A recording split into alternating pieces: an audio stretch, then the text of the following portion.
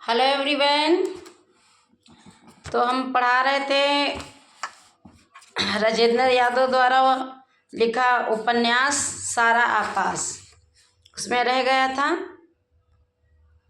तो अब स्टार्ट करते हैं। सारे बच्चे आराम से पढ़िएगा, बहुत ज़्यादा ट्रस्ट लेने की ज़रूरत नहीं है किसी भी बच्चे को, ठीक ना।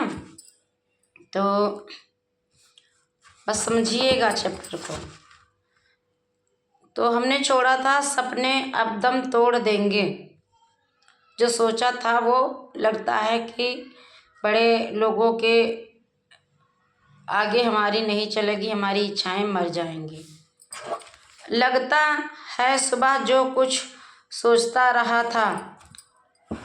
रहा था वह मैंने नहीं किसी और ने सोचा। ऐसा लग रहा था कि मैंने नहीं सोचा, कोई और सोच रहा था मेरे बारे में, मुझे ऐसा लग रहा था। अब तो सब कुछ नकली सा लगता है। मैंने डायरी लिखा था, मैं इतनी जल्दी अपनी हिम्मत क्यों हार जाता हूँ। बेटा सभी लोग, जब रास्ता कोई दिखाई नहीं पड़ता तो हिम्मत ऐसे लगता है कि टूटने लगी है। अभी से क्यों सोचता हूँ कि मेरी सारी महत्वाकांक्षाएं मर गई। सोने को आग में भी तपना पड़ता है, तभी तो वह कुंदन की तरह निखरता है। ये बात बेटा सच है। कमल भी जो है कीचड़ में ही खिल करके आपको खुशबू, सुगंध और उसकी सुंदरता दिखाई देती है। तो जब हम संघर्ष करके ऊपर निकलते हैं तभी हमारा संघर्ष सभी को दिखाई देता है। सभी के जीवन में परीक्षा के क्षण आते हैं, यह मेरी अग्नि परीक्षा का क्षण है। मुसीबत से जितनी जल्दी घबरा जाना अच्छी आदत नहीं है। ऐसे संकट के अवसरों पर अपने को सीधे रखना मुझे सीखना होगा। यही तो महान बनने का सबसे पहला गुरु है। मुसीबतों में दिमाग शांत रखना। नेपोलियन युद्ध के मैदान में खत लिखा करता था, मुझे इस बात को कभी नहीं भूलना कि मुझे कुछ बनना है जिसके सामने दुनिया झुके, जिसकी एक बात देश के लिए आज्ञा हो, जो भारत माता को इन विदेशी मल्लछों के चुंगल से मुक्त कर सके। भारत महान पुरुषों का देश है। हाँ, ये बात सच है। राणा प्रताप और शिवाजी का रक्त मेरी धमनियों में बहता है, उसे लजाना नहीं।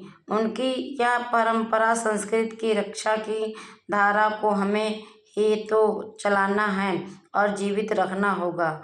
हम युवक हैं, आज भी हमें हजारों भगवान बुद्ध, महावीर स्वामी, भगवान कृष्ण, भगवान राम हैं। उन्हें जगाने और सामने लाने की ज़रूरत है। हमारी ये शक्तियाँ आज हनुमान, भीम और भीष्म पितामह को पैदा कर सकती हैं। कहते हैं ना, मन के हारे हारे और मन के जीते जीत। अगर आपने मन में ठान लिया कि हम हार गए तो वहीं से रास्ता बंद हो जाता है। अगर आप कहते हैं कितना भी संघर्ष, कहते हैं ना, पर्वत कहता शीश उठाकर तुम भी ऊंचे बन जाओ, सागर कहता है लहराकर मन में गहराई लाओ, पृथ्वी कहती धरा न छोड़ो चाहे जितना सर पर भार, ढक लो तुम सारा संसार, है ना। सूरज तो हमारी ही शक्तियाँ आज हनुमान, भीम और भीष्म पितामह को पैदा कर सकते। मेरे सामने आज परीक्षा का काल है, हमेशा तो रहेगा नहीं। यही तो वे खाइयाँ और रुकावटें हैं जिनके पार महानता और गौरव के आत्मसम्मान का सौरभ है। अमरता का देश है यह हर्डल रेस, वहाँ तक पहुँचाने के लिए चुनौती है। भगवान ने भी बधाएं हमारी शक्तियों को मस्ते रहने के लिए रखी हैं। हाँ, हम इन बाधाओं और मुसीबतों पर पाँव रखकर आगे बढ़ेंगे। मैं आज भी दृढ़ हूँ अपनी उस आजन्म ब्रह्मचारी रहने की प्रतिज्ञा पर। यह सुबह लिखी डायरी, इस समय तो ऐसा लगता है जैसे एक तेज बहाव है जो मुझे अपने साथ बहाए लिए जा रहा है, जाने कहाँ ले जाकर छोड़ेगा। लेकिन अब इस वर्तमान का क्या करूं? बीच में आए इस माया जाल और मोहिनी में अपने को फंस जाने दूं, या इस झाड़ी से कतराकर निकल जाऊं। जहां तक हो सकेगा मैं इससे उलझूंगा नहीं, यह मेरा निश्चय है। हे भगवान, इस परीक्षा के समय मेरी आत्मा को बल देना, मुझे दृढ़ता देना कि मैं झुक न जाऊं, कहीं मैं हार न जाऊं। खैर, जैसा भी हुआ, अब तो यह विवाह हो ही गया, लेकिन मैं आज भी मन से वही हूँ। मेरी इसकी रंगनियों और झंझटों में नहीं फंसूंगा। शायद बहुत बड़ी बात सोच रहा हूँ, लेकिन जी जान से इसे निभाने की कोशिश करूँगा। यह मेरे बनने का समय है, मेरा निर्णय काल है। कहते हैं जो ब्रह्मचारी का पालन करते हैं वही आगे बढ़ते हैं। तो मैं विवाह को अपने नहीं मानता हूँ। मैंने जो दृढ़ संकल्प लिया है मैं उसे आगे करूँगा, ऐसा लेखक का कहना है।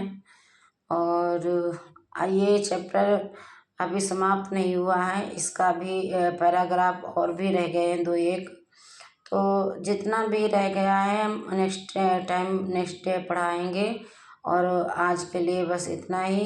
कंटिन्यू मैसेज करें आप लोग, कंटिन्यू आप लोग कमेंट करें, शेयर करें, बस यही आशा है आपसे। Thank you class.